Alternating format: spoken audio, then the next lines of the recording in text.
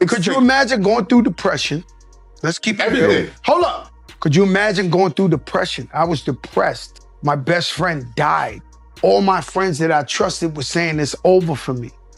I never drank in my life. I start drinking. I get real fat. Remember Fat Joe got really out of shape, unhealthy. I'm going to therapy every week on the low. Pun ballooned to 700 pounds. His health was becoming a major issue. Everything became excess. Pun had respiratory problems his entire career. Sometimes during shows, he would have to take breaks while his hype man kept the crowd engaged. If I'd had back then all the knowledge I know about health now, we would have never let him get like that. I was over 450 pounds myself. I wasn't healthy either. Beef with 50 Cent. I watched him come into the Grammys. He sold 30 million records. You remember that first 50 Cent album? He was nominated. Then might have lost the tic-tac-toe. He got up and looked around and walked right back out that Grammy. He didn't win for at the Grammys. I remember he walked across the stage. Yeah. His seat wasn't even warm. He sat there for like 2 seconds. I learned my lesson. I don't mess around in Texas no more. You know what I'm saying?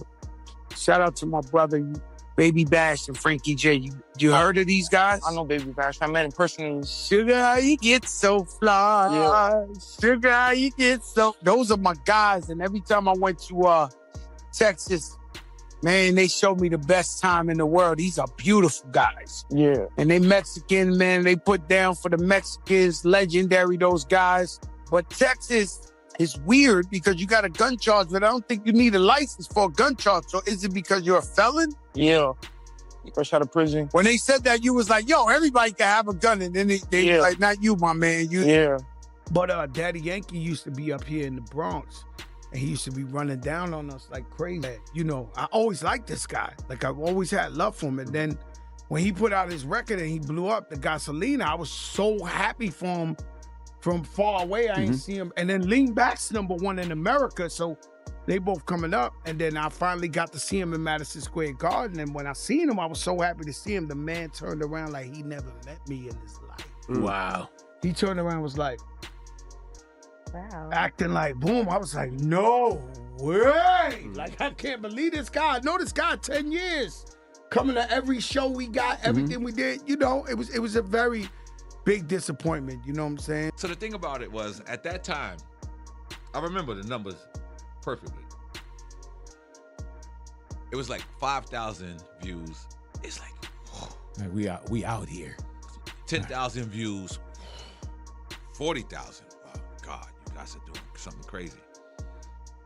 I interviewed my friend, Fat Joe, who's one of my closest friends, and we did 267,000 on the first day.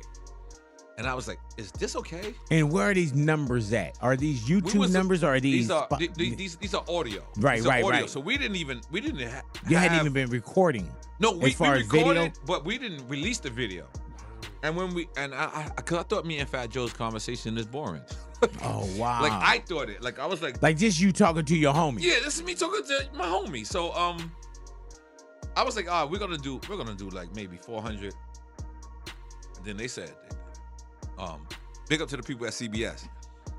They called us and was like, holy moly guacamole, you guys did 267,000. And I was like, my conversation can't be that great. What kind of man survives being held in a foreign country by a feared war figure, but says the moment that truly broke him happened inside a hospital room in the Bronx?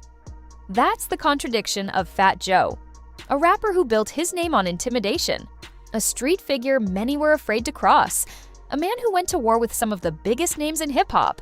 And yet, the most defining chapter of his life had nothing to do with rap beef, money, or power. It started overseas.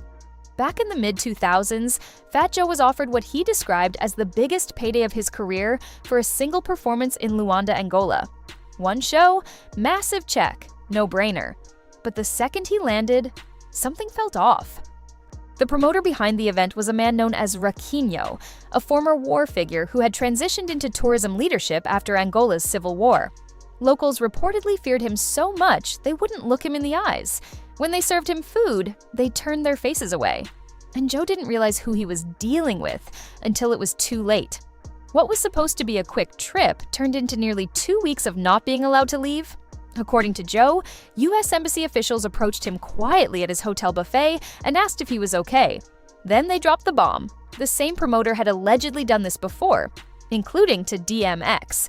They handed Joe a number and told him they could extract him at any time from a parking garage. But pride got in the way. He didn't want to look scared, didn't want to admit he felt trapped.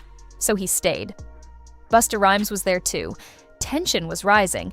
Joe later admitted they could have disappeared in that country and nobody back home would have known what happened.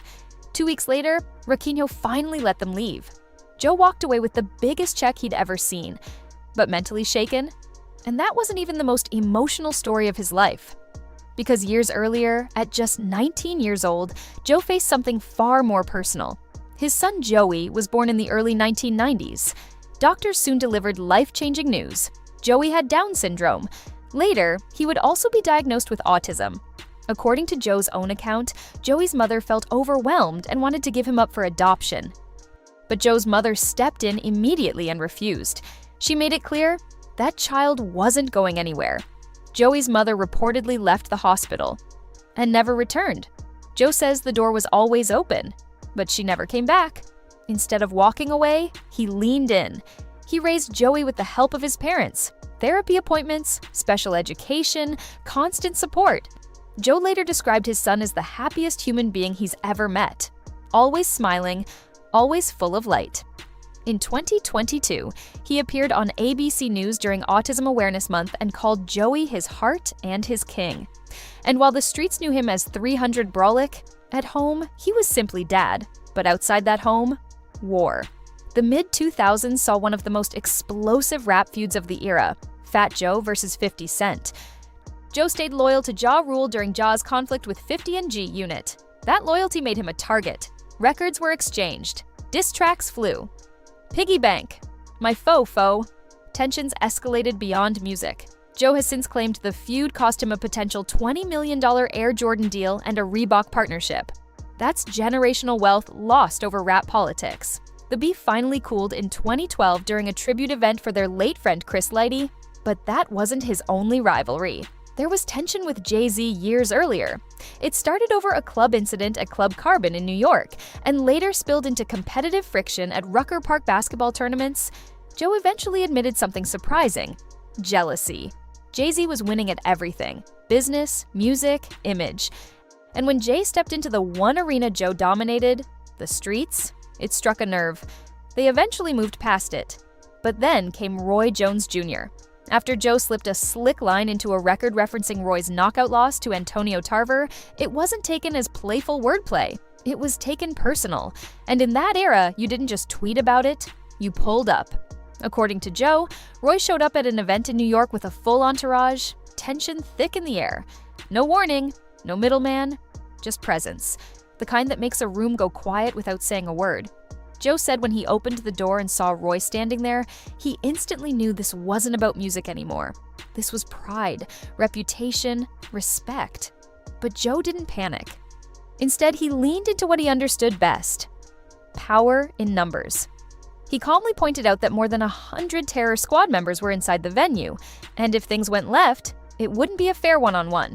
It would be chaos. Not because he wanted violence, but because he knew how quickly ego could turn a moment into a disaster.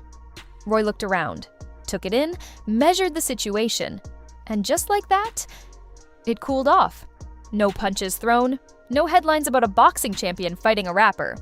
A week later, they reportedly saw each other at the Super Bowl and laughed it off over drinks.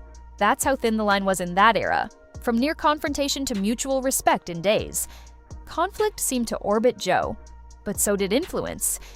He grew up in the forest houses in the Bronx, surrounded by survival mentality. He's admitted to stealing and dealing as a teenager. He's spoken openly about being aggressive, about learning early that fear was currency. For decades, rumors swirled about alleged gang affiliations. Nothing officially confirmed, nothing publicly claimed. But in hip-hop, perception travels faster than paperwork. And then there's the Chicago story. Joe once described getting a call from Kanye West during rising tensions between Latino and Black communities in the city. According to Joe, Kanye believed he had the kind of respect that could calm things down. That alone says something. When artists call politicians, it's one thing. When they call rappers to prevent street escalation, that's a different level of influence. Joe showed up. The venue was volatile, emotions high. He claims someone even had a weapon on stage. The crowd was seconds away from spiraling into something irreversible. And instead of lecturing anyone, he told the DJ to drop Lean Back. And unbelievably, it worked. The beat hit, people paused, energy shifted, fights stopped mid-motion. The same song that dominated radio waves suddenly became a pressure release valve in real time. Only Fat Joe could turn a riot into a dance floor.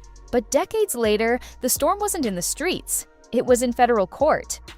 In 2025, his former hype man, Terrence T.A. Dixon, filed a $20 million lawsuit accusing Joe of long-term exploitation, intimidation, financial manipulation, and serious misconduct. The complaint was massive, detailed, and explosive. Joe didn't stay quiet. He immediately denied everything, calling the claims fabricated and retaliatory. He filed a countersuit for extortion and defamation. As of 2026, the case remains unresolved. And in a strange twist, Dixon's attorney was later arrested in an unrelated incident during the legal battle, adding even more layers to an already chaotic situation. For a man who's spent decades navigating beef, street politics, and industry wars, this may be the most complicated fight of his life. In 2012, he pleaded guilty to failing to file tax returns on over $3 million in income and served 4 months in federal prison. He has also dealt with royalty disputes involving Big Pun's estate and other legal battles tied to songwriting credits. Through it all, one thing stayed consistent: his family. Joe married Lorena Cartagena in 1995. Over 30 years later, they're still together. They raised 3 children, including Joey, and maintained what he calls an unbreakable oath to never walk away from each other. So, what do you make of a man like Fat Joe, a rapper who survived being stuck overseas under a feared promoter? A father who refused to abandon a child the world told him would be too hard. A street legend who may have lost millions over loyalty. And now, a public figure fighting allegations that could permanently alter his legacy. Is he a product of his environment who grew into something greater? Or is the full story still unfolding? Because in hip-hop, the shine isn't always the chain. Sometimes it's the scars you don't see.